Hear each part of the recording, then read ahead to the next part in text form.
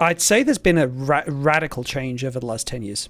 If I could extend that time frame out a little bit. The two obvious are probably not going to surprise you. Online dating has been one that hit dating like a truck. The other one has been post-MeToo, as well as the heavy politicization of our social norms, because everyone's gone left, right really strongly. So the online dating we talked about, we've kind of brushed on briefly, but you have this really weird thing going on with it. Well, it's created a dating dynamic. First of all, almost everyone uses online dating at some point. Australia especially is, I don't know about now, but I know in 2018, Australia had the highest per capita usage of Tinder of any country in the world. So we were very rapid adopters here.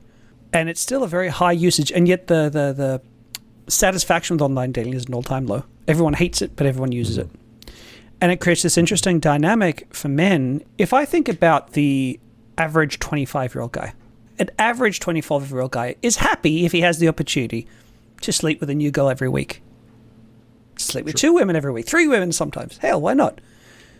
Perfectly happy to. Plenty of guys would be happy to do that. Not all, but plenty. But the average woman on the whole is not, even a very promiscuous woman, is not on average trying to sleep with 3 guys a week. It happens, of course it does. But it's far, far further from the norm than for guys with what they're...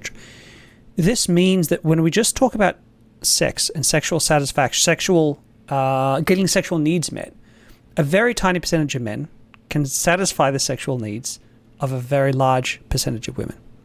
Why am I talking about sex and why is that critical with online dating? Is because that means that women then end up with a perception of who they can match with, right, within the dating marketplace. So these men show interest in me, right? Let's say, men who would be out of their league, so to speak, from a dating perspective. They just offer more than she does on a balance of things, whatever that more equals.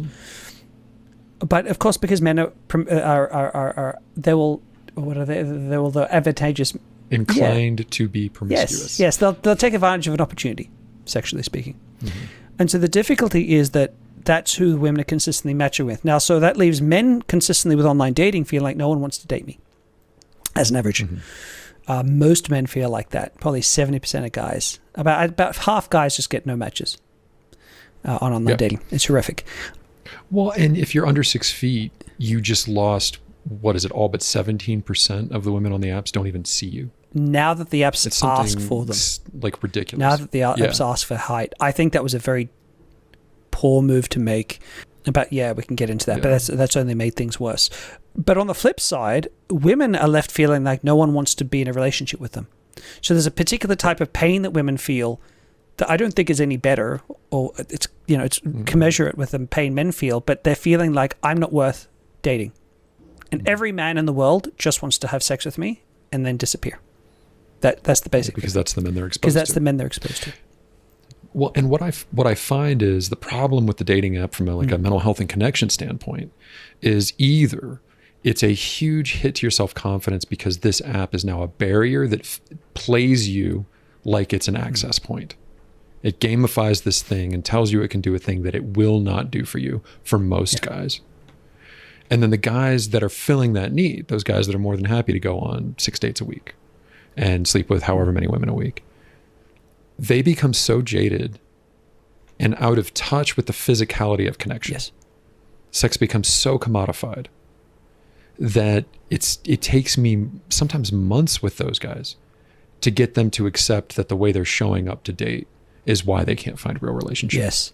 And I think there's a real problem. I'm not sure if you do this in your work, but it's something that I believe strongly from my men's work background, is that men are never taught how to really enjoy sex. What I mean by that is men are kind of taught sex as a form of masturbation. But when you really I'm not talking about you have to be in a relationship. This can still be casual.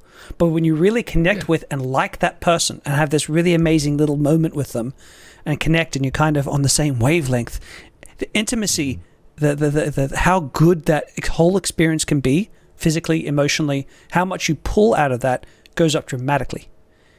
And men are not taught that. So men are having bad sex. They just don't know it. They're having poor experiences. And I think that leads into exactly what you were talking about. Especially with those top performers, right? Because those guys are generally like, they're gym guys. And now for us, I don't know what the porn looks like where you are, but for us, it's mostly made in California, and it's mostly made by people that look unnatural. Yep. Right? Really big in really strange ways.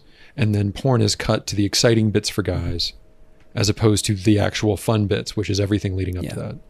And so and guys don't talk about it.